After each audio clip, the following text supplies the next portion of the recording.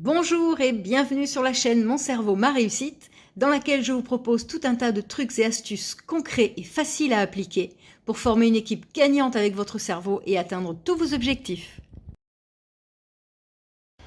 Aujourd'hui, nous allons parler de l'hypersensibilité émotionnelle. Donc l'hypersensibilité émotionnelle, c'est une exacerbation des émotions ressenties. On ressent donc les choses en règle générale de manière beaucoup plus intense que la moyenne des gens. Souvent quand on est hypersensible, on le vit comme une injustice, comme une malédiction, comme une tare, d'autant plus que l'attitude du coup de la personne hypersensible est souvent perçue la plupart du temps comme étant exagérée, extrême. L'entourage ne comprend pas les réactions et souvent va essayer de les minimiser d'ailleurs, avec des petites phrases du genre « mais te mets pas dans des états pareils, c'est rien, franchement pourquoi tu réagis comme ça pour si peu », etc. Et quand on est hypersensible, eh bien du coup ça va renvoyer l'image que notre hypersensibilité n'est pas normale. D'ailleurs, tiens, petite parenthèse, c'est quoi être normal ? La norme, c'est ce qui est dicté par une majorité de gens qui composent une société. Du coup, la façon dont la majorité des gens se comportent, on dit que c'est une norme. Ok, si par exemple vous allez vous balader dans les couloirs d'un opéra de danse ou d'une école de théâtre par exemple, et que vous n'êtes pas vous-même danseur ou comédien, vous allez vite comprendre que vous n'êtes pas du tout dans la norme de cet environnement-là. D'accord ? Donc, une norme, c'est juste voilà, quelque chose qui est dicté par une majorité. Après, est-ce qu'on doit tous rentrer dans cette norme ? Est-ce qu'on est tous censés être exactement pareils, ressentir les choses de la même façon, penser les mêmes choses, se comporter de la même façon ? Est-ce qu'on doit rentrer dans un moule pour qu'il n'y ait aucun cheveu qui dépasse de personne ? Ça reviendrait à être tous des robots. Si c'était le cas, eh bien, on n'aurait pas d'artistes, pas de sportifs, pas de philosophes, pas d'écrivains, etc. On n'aurait pas non plus de personnes plus grosses ou plus maigres, ou plus grandes ou plus petites que cette fameuse norme. Donc on serait vraiment des robots. Moi j'ai envie de dire que ce qui fait notre richesse, c'est le mélange des personnes qui rentrent peut-être dans cette norme et qui s'en portent très bien, et de celles qui sont différentes de cette norme. C'est ce mélange-là qui fait qu'on va pouvoir former une société riche, complète, complémentaire. Donc, tout simplement, soyez fiers d'être vous-même, que soyez fiers d'être dans la norme ou soyez fiers d'être différent de la norme. Soyez juste fiers d'être vous-même. C'est la meilleure façon de renvoyer aussi une image de bien-être, de confiance en soi et de fait que oui, on a aussi, tout le monde a sa place dans cette société. Ensuite, il faut aussi quand même bien comprendre que être hypersensible, ce n'est ni une maladie ni une anomalie. C'est un tempérament, c'est une façon d'être, c'est une façon de voir le monde d'une certaine façon et de le ressentir d'une certaine façon. Ensuite, être hypersensible, c'est aussi avoir pas mal de qualités grâce à cette hypersensibilité. Être hypersensible, c'est être empathique, c'est être créatif, observateur, sensible aux détails, intuitif, avoir une tendance à l'introspection, donc à aimer comprendre comment on fonctionne. Donc tout ça, c'est très utile dans beaucoup d'activités, dans beaucoup de métiers. Donc, ce sont de vraies qualités que d'autres personnes n'ont pas. Le revers de la médaille, c'est que quand on est hypersensible, du coup, on est aussi sensible au regard des autres. Donc, on a un risque de perfectionnisme à cause de ce biais-là. Pour ça, d'ailleurs, je vous renvoie à ma petite vidéo sur le perfectionnisme. On peut du coup aussi avoir du mal avec la critique, sans doute lié à ce perfectionnisme et à la sensibilité au regard des autres. On va avoir du mal avec la contradiction. On va aussi avoir tendance à ruminer et à interpréter les choses parce qu'on va interpréter les événements au travers du prisme de notre hypersensibilité, c'est-à-dire au travers du prisme de la façon dont on ressent les choses et non pas de manière objective par rapport au déroulement des faits. On va stresser facilement quand on est hypersensible et on va avoir souvent du mal à gérer ses émotions. On a souvent aussi cette impression du coup d'être décalé par rapport à cette fameuse norme. C'est là où on a l'impression qu'on n'a pas sa place dans cette société. Ensuite, eh bien, tout vivre avec autant d'intensité, ça fatigue, ça épuise. Et quand on est épuisé, on devient facilement irritable. Et donc on va facilement exploser pour des petits trucs, hein, c'est la fameuse goutte d'eau qui à un moment donné fait qu'on va exploser, et d'une manière que les autres ne vont pas comprendre. Donc la première des choses à faire, c'est un petit peu, là aussi je vous renvoie à ma vidéo sur les émotions, c'est pas réprimer cet état, mais c'est l'accepter. D'accord. L'idée c'est d'essayer de transformer ce que vous ressentez comme un drame en un don.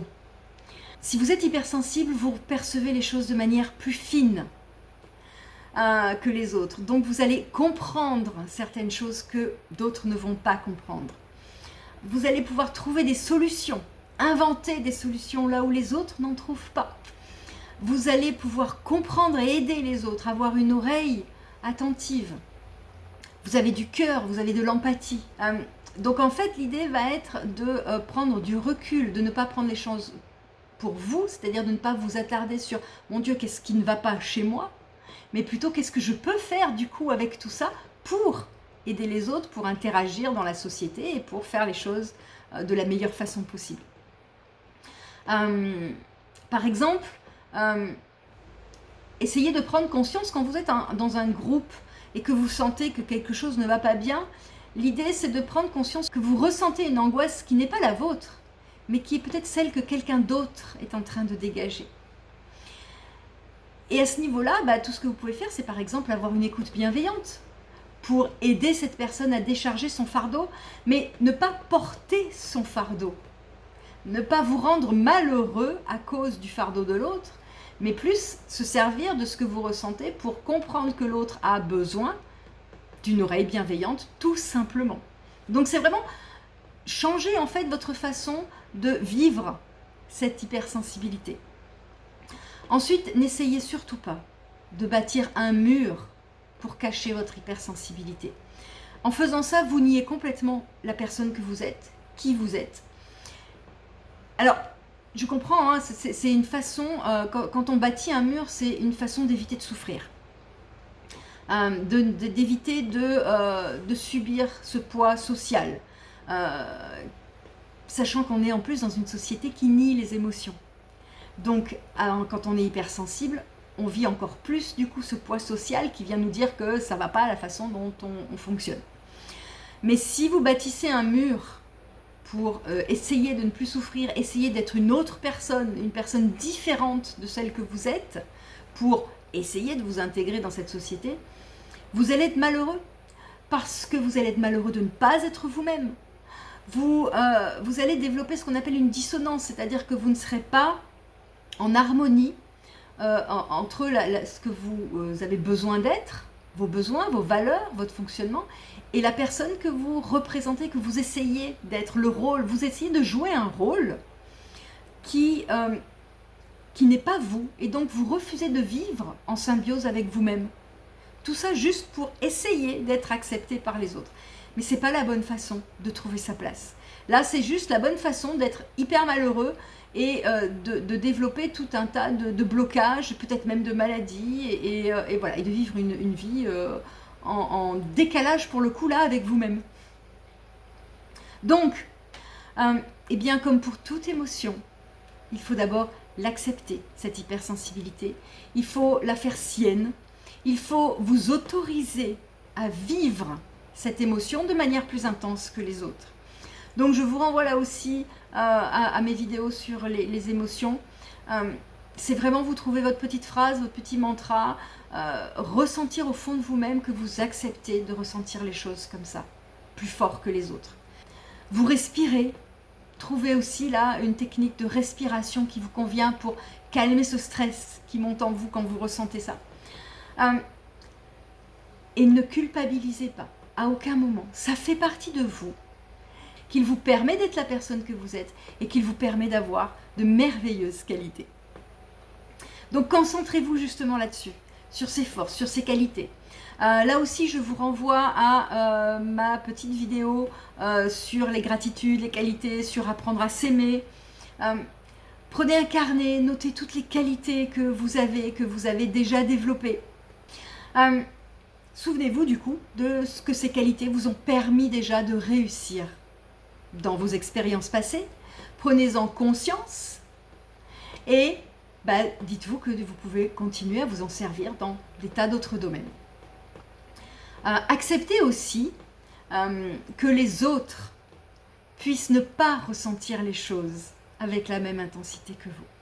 Parce qu'autant les autres ne vont pas comprendre que vous ressentiez les choses aussi intensément, autant vous avez du mal aussi du coup, quand on est hypersensible, on a du mal à comprendre que les autres ne puissent pas ressentir les choses de la même façon que nous. Donc ça c'est aussi une étape d'accepter que, oui, on est tous différents. Ensuite, pour travailler un petit peu plus précisément sur cette hypersensibilité, afin qu'elle arrête de vous submerger, eh bien, l'idée c'est de commencer à prendre du recul, c'est-à-dire de, peut-être après coup, de revivre en mémoire la situation qui vous a un petit peu peut-être fait exploser, ou fait vous sentir mal, ou différent, ou pas bien, ou angoissé, etc.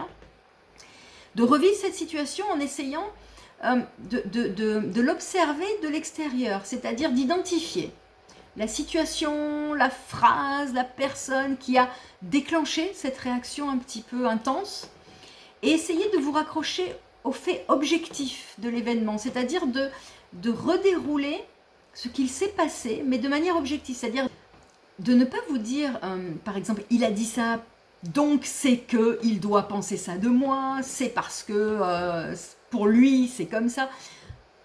On n'est pas télépathe. On ne peut pas être dans la tête des gens. Donc on ne peut pas préjuger de ce qui s'est passé dans leur tête. C'est juste pas possible ça. Donc il faut que vous essayiez de revivre cette situation en vous accrochant aux faits objectifs. Qu'est-ce qui s'est dit? Quels sont les mots qui ont été prononcés? Et non pas qu'est-ce que je mets moi derrière ces mots-là.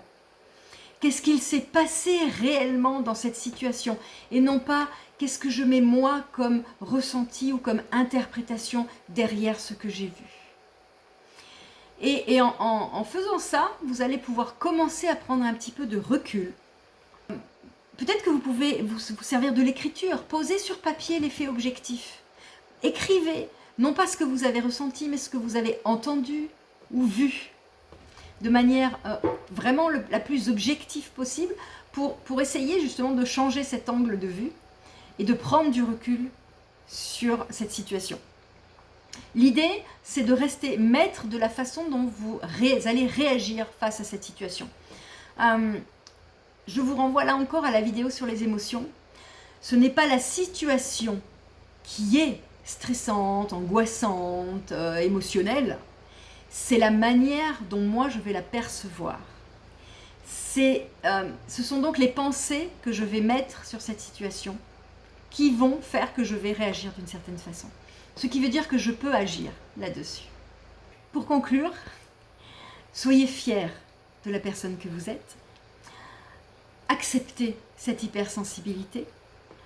Apprenez à en retirer les forces, les qualités qui fait que vous allez pouvoir apporter plein de choses merveilleuses aux autres et au monde qui vous entoure. N'essayez pas de mettre une carapace, n'essayez pas de jouer un rôle. Et pour vous aider à tout ça, eh bien, je vous renvoie encore une fois à mes différentes vidéos.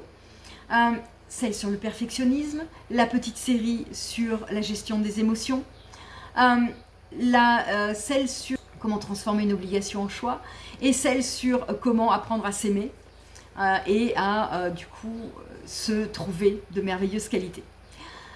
Voilà, j'espère que cette petite vidéo vous aura un petit peu aidé à mieux gérer votre hypersensibilité.